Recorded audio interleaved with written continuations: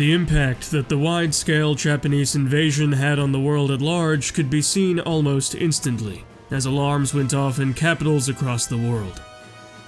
The first of these responses came from the Madso administrative headquarters, centered out of the ancient Vannonian city of Chashtol, on the Isle of Vannin itself.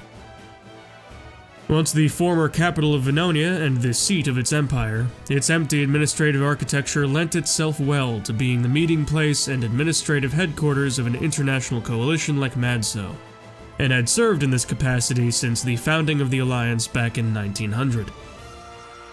Now, the Chashtol Summit convened the nations of Madso and their representatives, including delegates from the Intercessor Office, and over the course of a week drafted an official charter of action in regards to Japanese aggression in East Asia, dubbed the Oriental Doctrine. The specifics of the Oriental Doctrine consisted of 6 points, and were as follows. 1. Japanese aggression must be contained. 2. The Japanese people must be contained to their home islands of Hokkaido, Honshu, Kyushu, and Shikoku. 3. The shogunate must be dismantled and replaced with a constitutional monarchy under their figurehead emperor. 4. Japan must be permanently demilitarized. 5. The other member nations of the League of the Shogunate must be coalesced into a single country called Indochina, which will be a Madso member and under the direct administration of the Intercessor Office. And 6. Brazil, the South American member of the Japanese alliance, is to be contained and made a direct colony once again. The Oriental Doctrine also served as a formal declaration of war against Japan. The president of Vannonia, a conservative party politician named President Thormod Skillicorn, rendered a speech to the member delegates as the summit finished its deliberations. Men of Madso, you are gathered in this ancient city, in these hallowed meeting halls where kings were crowned and killed, to defend the essence of goodness. Our mission, to contain the communists, has been broadened now to include barbarous nations of every stripe, who are blind to us and to our mission. Japanese aggression has laid bare to us that we must be proactive in bringing the entire world under a peaceful, united order, guided by the principles of reason, enlightenment, and rational thought. So, as our burden becomes heavier, let us not pray for a lighter one, but instead for broader shoulders. This war was dubbed the War of Eastern Aggression, but would come to be called, after its conclusion, the Last War. Meanwhile, Quad C continued to proffer no response, instead focusing on itself. Indeed, for the last 5 or so years, certain feedback loops within the structure of their shared Brozakite economy continued to get worse, leading to instability that the Central Communist Party was attempting to deal with quietly. The reigning premier of the Central Communist Party, General Zygmunt Balkus, was at the moment pursuing his latest 5-year plan, which attempted to rein in the decay by way of taking certain positions in government and industry that people often abandoned and making them hereditary, in order to ensure they were worked, moving farmers from the collective farms to steel production in order to serve the massive needs of the Central Communist Party, and diverting funds from various sources to the oil and coal industries in order to capitalize on their export to neutral nations.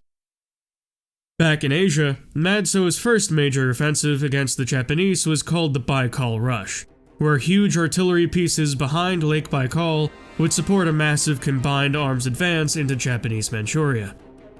Madso enjoyed some initial success, but by April 1944 they were driven back by superior technology, and the Japanese counterattack from Inner Mongolia swept around Lake Baikal, taking it for themselves. Madso airstrikes enabled them to halt the Japanese again, in a sense to stem the bleeding of their failed mission. Meanwhile, in southern China, the other members of the League launched a full-scale invasion of the Grand Republic, which the Chinese military had to divert roughly half of its beleaguered forces to combat. This southern offensive was called the Three Mountains Campaign, and would last the course of the war. The brutality of Shu, Yue, and Wu towards their neighbors was infamous, and born from centuries of domination and humiliation at the hands of the Chinese. Meanwhile, the other Southeast Asian collaborator, Siak, instead of taking part in the Three Mountains campaign, took revenge upon India for encroaching upon their territory decades ago. and invaded due westward. Though, as they went, they met numerous but poorly stocked defenses, plagued by droves of deserters and defectors. As such, they made deals with local Indian warlords, making them governors over conquered territory, conquering all the way to the Brahmaputra River before encountering significant Indian resistance in the form of the highly trained foreign legions called the Videshian, made up of Australasian, Laurentian, and Hyperborean soldiers, truly the best fruits born from the nations planted by India and Lakhandu.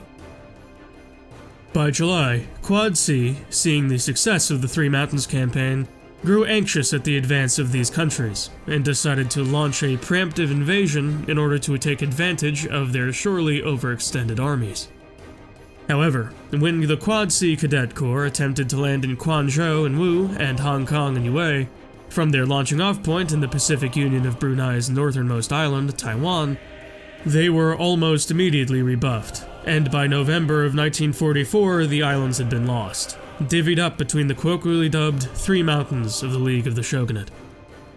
In the chaos, the Republic of Brunei launched an invasion of the southernmost island and managed to hold it against the League, much to the chagrin of the Japanese, and of course Quad C, who had now been totally deprived of a foothold in Asia. Of course, the price that Manso paid for this was the interference of Siak, which would begin to launch devastating air raids from Sumatra by the end of the month. While this oceanic drama was underway, the Indians attempted to countermand the Siak soldiers, but encountered intense asymmetric warfare from the warlords of the border region, so progress was severely limited. Back north, the past 8 months of the Three Mountains campaign had yielded greater gains for the League of the Shogunate, putting Manso firmly on the back foot. Such gains included the total occupation of the remaining Chinese coastline by Wu, which itself included the fall of the Chinese capital Tianshan, incursions into Tibet by Shu, and further northward expansion by Yue. The most unbearable development by far, however, was the Japanese advance clear across the north, bringing the front line of their war all the way to the two Bukharas. Upon receiving news of these developments, President Zhao Lixin committed suicide by self-inflicted gunshot wound. He was replaced by his acting Minister of Defense, now President, Hui Chao-wen. Under his leadership, the pocket of Chinese territory in the north held strong by taking advantage of Siberia's naturally harsh environment, utilizing dense woodland to thwart the advanced weapons of the Japanese, reducing them to conventional weapons and occasionally hand-to-hand combat. This allowed the Chinese Grand Republic Army to keep pressure on the newly formed Irkutsk Run, the thin strip of land through which Japanese soldiers and supply chains ran. More generally, Hui Chao-wen was able to halt the advance of the invaders with the help of higher-quality Manso brigadesmen, and likely stopped China from becoming entirely consumed. By January of 1945, Manso, seeing that the Japanese were attempting to break through Bukhara, altered their strategy broadly. First, they would dedicate a great deal of resources towards fortifying South Bukhara, and would utilize the Intercessor Office to sabotage the defenses of North Bukhara. This would allow the Japanese to reach the Quad Sea heartland, which would then make this their problem directly. And so, in late January 1945, several frontier positions in North Bukhara were struck by what seemed to be Islamic fundamentalist militias, blowing open holes in their defenses that the Japanese exploited almost immediately, blowing through the territory and reaching the eastern border of the Quad Sea Alliance by February. As their plan had worked, Manso took a more passive role in the war, still sending troops to Asia while focusing the majority of their efforts on reverse engineering Japanese technology and inventing what were dubbed Gindis Wapena, Vannonian for wonder weapons, weapons capable of such overwhelming destructive power or vicious demoralization that they could shock the Japanese into submission. The best scientists from across the Alliance were recruited into this cause and brought to the secret research facility on the Faroe Islands. The first several leads were into incendiary rounds, sound-based crowd control, and even psychic powers as unlocked by experimental drugs. Meanwhile, the South American theater had not changed at all, essentially. The Brazilians using hordes of black and Chinese slaves as helot armies and human shields against the incursions of the Burgos Federation and Peru-Bolivia. The Kingdom of Washington, meanwhile, was moved to consult their monarch on whether to interfere in the war, seeing that it affected their hemisphere as well. This was a landmark, as they had since become staunchly isolationist under their most recent regent, Queen Astrid Washington Gulbrandsen. She weighed her options, and while the majority of the Washingtonian people seemed to at least want some interference in South America, struck what she saw as a middle ground and financed the running of guns and equipment to Vannin, Brazil, tacitly supporting them against Vannonia and by extension their own former masters in Scandinavia. Though they took great pains to avoid joining any faction, even abstaining from the Council of Sovereignty back when it was at its most alluring. Back in Europe, by the end of February 1945, Japan had overcome most of Perm and all of the Soviet Union, planning invasions into Livomo and Poland-Lithuania next. It was in this threat that the decaying Quad C found its new purpose. The premier of the Central Communist Party, General Balkas, gave a speech to the Central Committee and later to the people regarding the Japanese threat. Comrades all, I call you to the defense of your motherland. But more than that, I call you to the defense of the revolution. A writhing oriental snake has slithered across the threshold of our home, and it is up to us to tear its head clean from its body. They would enslave you to their whims, abuse you and your children to their very heart's content. Will you have this be your fate, O workers, O soldiers, strugglers of every stripe? Let us put Kyoto to the torch, and inspire the Chinese to throw off the shackles of both Japanese and capitalist oppression. If you remember nothing else, in the days to come remember this. Let the collective spirit of the people be set towards a singular guiding principle: total war.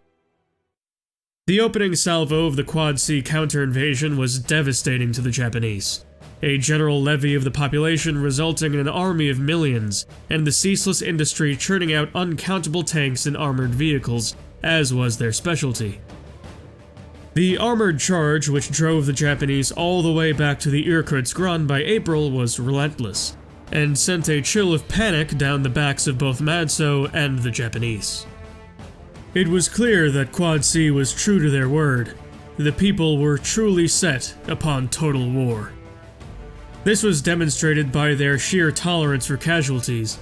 No matter how many PL-47TR tanks, or tinfoil tanks as the Japanese called them, were blown up by mines or consumed by flame, more would simply keep on coming, produced by the toiling hands of tens of millions of laborers.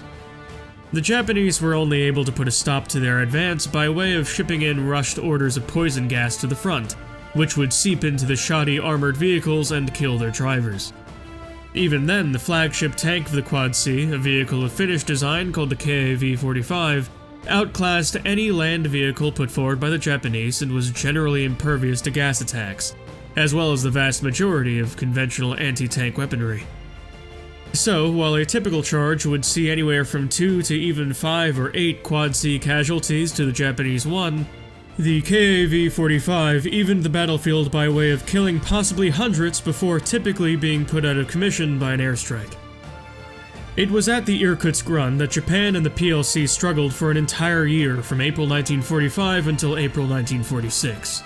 Trenches were dug, gunner nests set up, and disastrous charges pursued, each with death tolls in the thousands or tens of thousands on either side.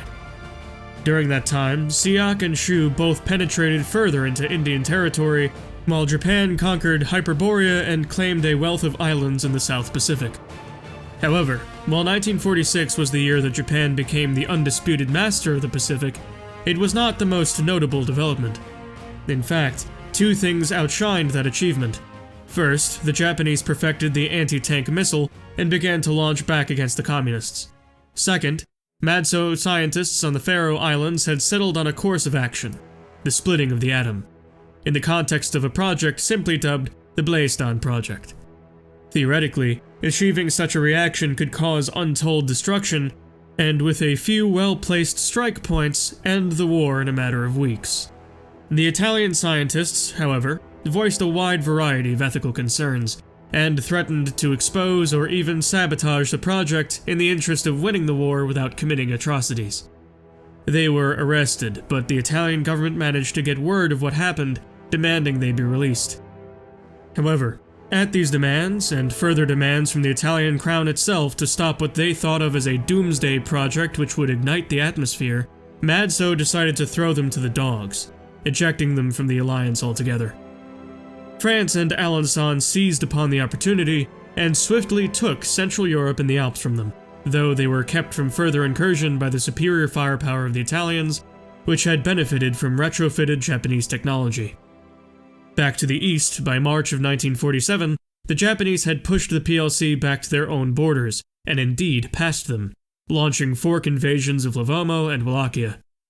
As the Japanese put pressure upon Quad C and their production capabilities in the east, the entire Bolshevik economic system began to buckle under the weight of the war. People were being worked to the bone at inhumane hours, agricultural output was insufficient to feed the people and the soldiers, raw materials for tanks, bullets, and guns were running out, resulting in some men being deployed with nothing but bayonets on empty rifles. Paper-thin clothes would tear at the slightest provocation, and the universal male draft age limit was eliminated, leading to most men and boys from the age of 13 to 60 fighting in a war they were almost guaranteed to die in. Strained to the absolute breaking point, it took everything they had to keep the Japanese at bay. From the Japanese perspective, they waged ruthless war, and felt like more of a campaign of hatred than a regular conflict. The cities the Japanese fell upon were weakened first by relentless firebombing campaigns, which often burned cities to rubble before the Japanese marched in and exterminated the remaining survivors, which to them seemed to scurry about the scorched ruins of their homes like rats. The cities were eventually made into local administrative offices for the Japanese occupation forces, ruling with an iron fist over burnt-out wood and shattered stone. The towns, however, were often completely annihilated, cleaned out of people, soldier and civilian alike, as their corpses were either burned in a pyramid which could be seen for miles, or dumped in mass graves before they moved on to the next one. Indeed, some towns in Eastern Europe were lost forever, and their exact location lost to history. The people who lived there, however, fought like hell, and made the Japanese pay for every inch taken. Old men with long-range rifles sniping the Japanese from their upstairs bedrooms, children setting up tripwire traps, mothers and granddaughters arming the anti-air cannons outside of cities. The Bolshevik dream was made manifest in this struggle, and indeed many people felt a paradoxical sense of fulfillment in all this fighting and dying. Meanwhile, by June of 1947, Madso successfully tested their first nuclear weapon, called Black Dragon 1, in the deserts of Vannin, Mexico. The bomb went off late, after it hit the ground, but when it did, it blew a crater in the earth nearly 300 feet deep, and the sand surrounding it instantly turned to steaming radioactive glass. However, even as such, they didn't rush these bombs into production to end the war as soon as possible. They carefully manufactured one after another, transported them to various locations throughout Europe, and held on to them until Quad C was on its last legs. From 1947 to 1948, they placed them aboard jet bombers in the city of Tornio on the border with Finland, the island of Sioland in the Baltic Sea, the city of Valencia in the Burgos Federation, the city of Misrata in Burgosi, North Africa, the city of Zamboanga in Brunei, the city of Nukus in Bukhara, and 5 of them throughout Jili province in the Republic of China. So, while Madso bided its time, sitting upon its terrible secret, by September 1948 Japan conquered Livorno, Wallachia, and even most of the Madso ally, Neapolis, while making great inroads into the PLC. The stress of the war had finally broken them, as their only hope of survival was total victory against the Japanese, which seemed more distant every passing day. Riots broke out across the Quad C member states, and soldiers abandoned their posts. This was when the Japanese shogunate reached its zenith as an empire. But on the 14th of September 1948, all of that would change. The Premier of Finland, General Jupiter Korhonen, upon seeing the devastation of Quad C, decided to pursue his people's grand purpose and historical vendetta.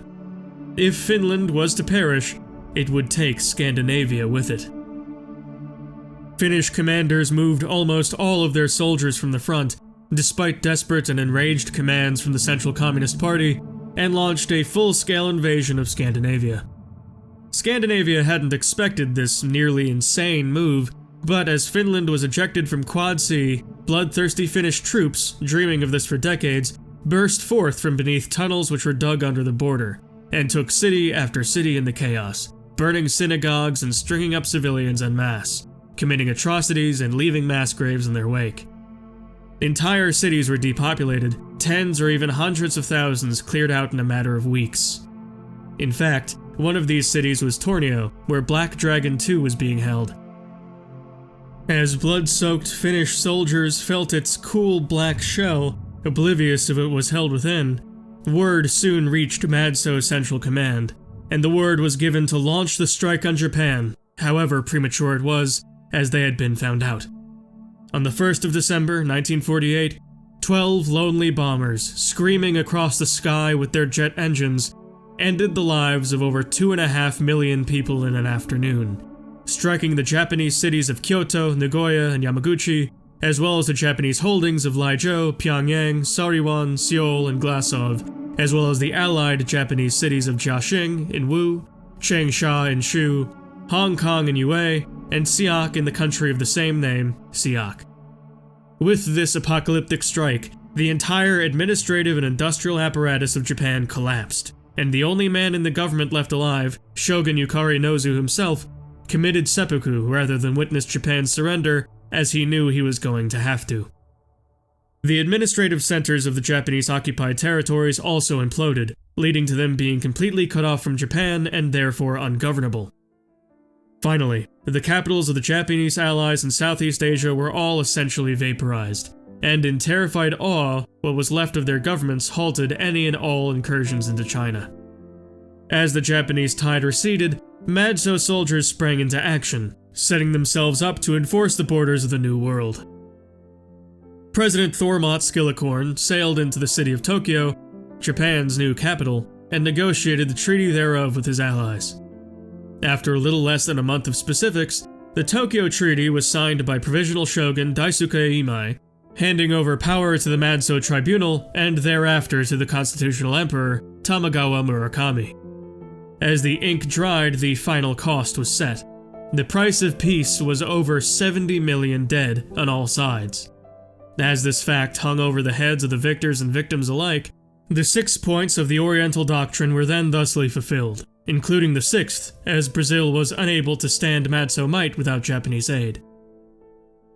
The land which Japan occupied was handed off in the north to China, while the corridor westward was handed off to the Kingdom of Bukhara, infuriating Quad C as they watched helplessly from the fiery rubble of their nascent utopia.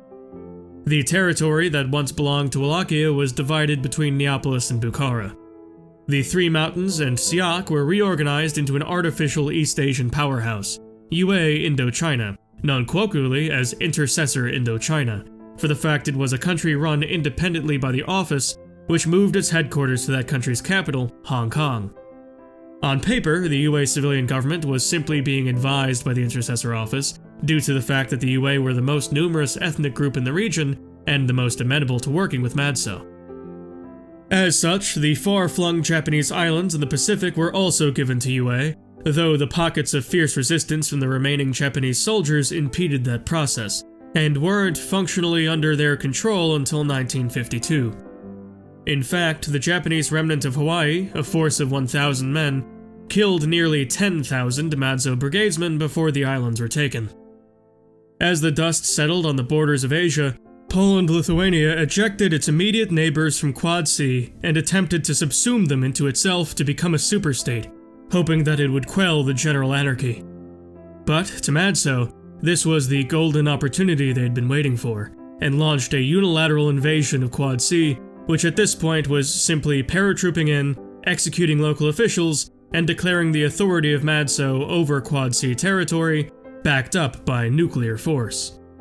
After several months of peacekeeping, this was formalized in the Treaty of Vilnius on August 4, 1948.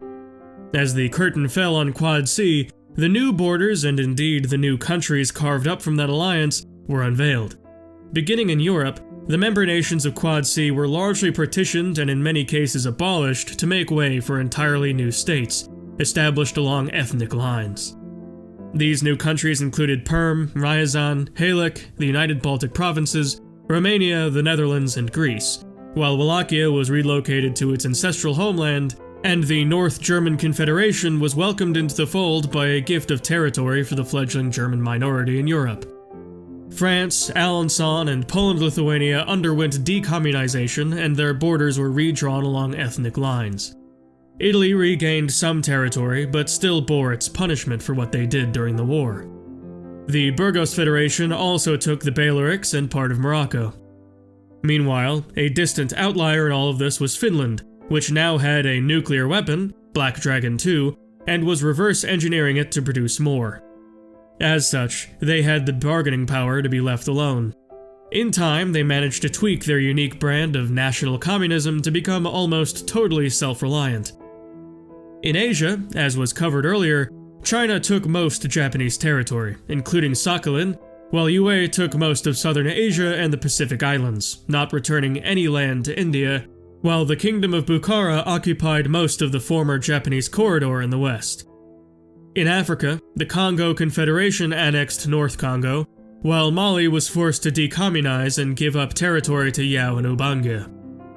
Finally, in the Americas, the only change was that Brazil had been recolonized, thusly ending the slave trade once and for all. At this very moment, history had ended, though nobody yet knew it, and Madso proudly proclaimed the recent conflict as the last war. Madso would pursue various economic investment and rebuilding projects until 1953, when a summit was held in Stockholm to welcome all the new members of Madso, and to put forth a brave new proposition: the federalization of Madso, in the interest of creating a globe-spanning superstate, with a single united army in the Madso brigades, and with a single currency in the Occidental dollar, as printed by the independent central bank, Sovereignty International. Of course, those who owed their very existence to the alliance agreed, if only because they had no other choice. However, the president of China and war hero, Hui Chao-wen, dissented, and remarked that a federalization of Madso seemed an excessive and unnecessary step in the interests of maintaining world peace. In fact, he went on to argue that Madso had outlived its usefulness, and in the interest of national self-determination, should be drastically scaled back. President Wen committed suicide in his hotel room later that night, widely reported as the terrible end of a quiet struggle with PTSD. While the truth of this could not be confirmed or denied, after his death they embarked upon the process of federalization, which was completed and formalized on the 17th of October, 1963. The Council of Sovereignty, meanwhile, resisted integration as much as they could, but the economic pressures emanating from the Madso Federation were overwhelming, and the artificial recessions and shortages they directly caused abroad were often too much to bear. By 1985, India, Finland, and Maxensis Antomoro, which had established a small, stable communist dictatorship on the island of Madagascar, were the only states not integrated into the superstate. By 1991, only Finland was left, a nuclear-armed isolationist dictatorship which regularly rattled its saber and threatened to end the world. By 2012, however, a famine struck Finland that was so severe that it became a failed state.